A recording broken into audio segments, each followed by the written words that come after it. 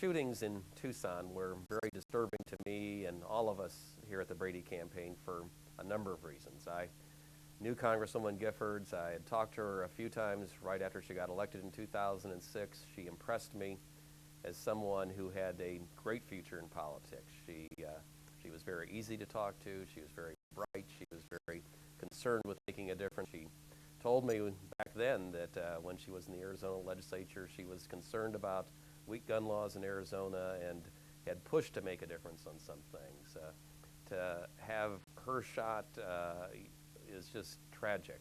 As an organization that's named after Jim Brady, President Reagan's press secretary, who was shot nearly 30 years ago, this incident touched me even more. The descriptions of the serious wound that Congresswoman Giffords suffered reminded me of what happened to Jim Brady on that day in March of 1981. He got a bullet to the brain. He survived, thankfully, but he's been in a wheelchair for the nearly 30 years since then. He's suffered, his family suffered every day as a result of this. And I know that Jim and Sarah, when they were watching the news of this shooting on Saturday, were crying, and their hearts were ripped apart by seeing this happen to another public servant in our country. I'm saddened too because this doesn't have to happen.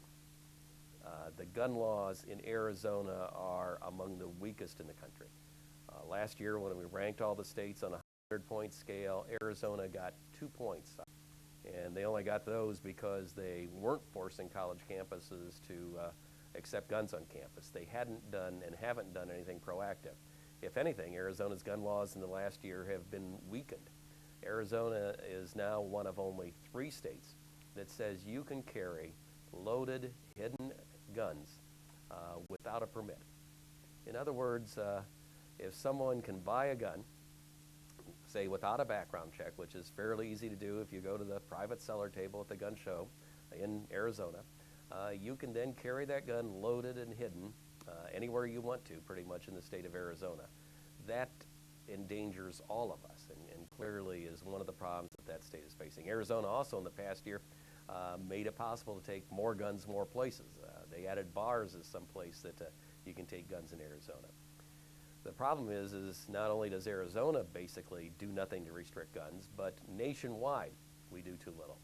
At the federal level, there's some restrictions that go back to 1934 on fully automatic weapons, machine guns, leading to the Al Capone era. We've got a list of prohibited purchasers going back to 1968 after the killings of Martin Luther King and Robert Kennedy that say that felons and the dangerously mentally ill shouldn't buy guns. And we've got the Brady Bill, which was passed in 1993 and requires federally licensed dealers to do background checks to see if someone's a felon or not. It's about all we've got at the federal level. Our laws are too weak. The laws that we have loopholes. And we saw some of the consequences of that in this shooting. The shooter apparently tried to enlist in the Army, and the Army had enough information on him to say no, they didn't want him. The school that this individual attended apparently had enough information that they said, you are suspended unless you can come back with a clean bill of psychiatric health. But even though the school knew there were problems and the military knew there were problems, that wasn't enough to stop him from being able to buy as many guns as he wanted in this country. Something's wrong. That's something we should be able to stop and do something about. Another problem was the type of weapon he had. If Congress had not allowed the assault weapons ban to expire in 2004, the shooter would not have been able to have a 30-round clip in his gun. This means that he would have only been able to have a 10-round clip in his gun and would have only been able to get off 10 shots before he had to reload. Apparently, this individual was able to get off 20 or more shots very quickly. He didn't empty his clip before he was tackled. A 10-round clip, people still would have been injured. People still would have been hurt. People still might have been killed. But there would have been less shots fired.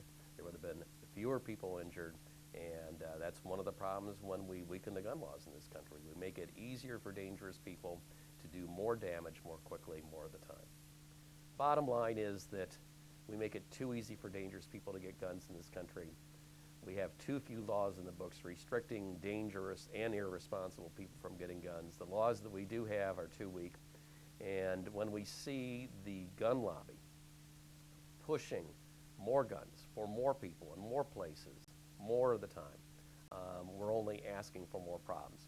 A lot of folks look at the inflammatory rhetoric and the level of civil discourse here, and certainly that's a problem. When we have the NRA head Wayne LaPierre talking about the guys with the guns make the rules, and when we have Sarah Palin putting targets and bullseyes in effect on a map where this congresswoman lived because she was targeted for electoral defeat, when we have Senate candidates talking about using Second Amendment remedies if the elections don't go the right way. That rhetoric, that inflammatory rhetoric, is certainly dangerous, but what really makes it dangerous is the fact that these people who hear that language have such easy access to dangerous weapons. That's why the Brady Campaign is fighting for you and for your families and for your communities to make us all safer. Now we need your help. The gun laws in this country are too weak. We are fighting every day against the extremists who want to have more guns in more places. But we can't do it alone. We need you standing with us. We need you to go to our webpage, bradycampaign.org. We need you to sign up. We need you to volunteer. We need you to speak up. We need you to write to your elected officials. We need you to say enough is enough, and we need change. And we need your financial help too. We can't keep our doors open without people like you sending us your dollars. The other side makes money off from the people that manufacture guns and the people that sell guns. We stand up for the people that are injured with the guns, from the law enforcement officers who respond to these shootings. And we need your help in order to fight in the courts, in the halls of Congress, in the state legislatures, and in the media to get our point out. Guns are killing people at too frequent of a pace every day in this country. 32 people are murdered every day in this country. Another 60 to 70 people are injured with a gun every day in this country. We don't have to tolerate this. We should be angry about this. And to make a difference, we need your help. Please donate, please volunteer, please sign up. Together we can make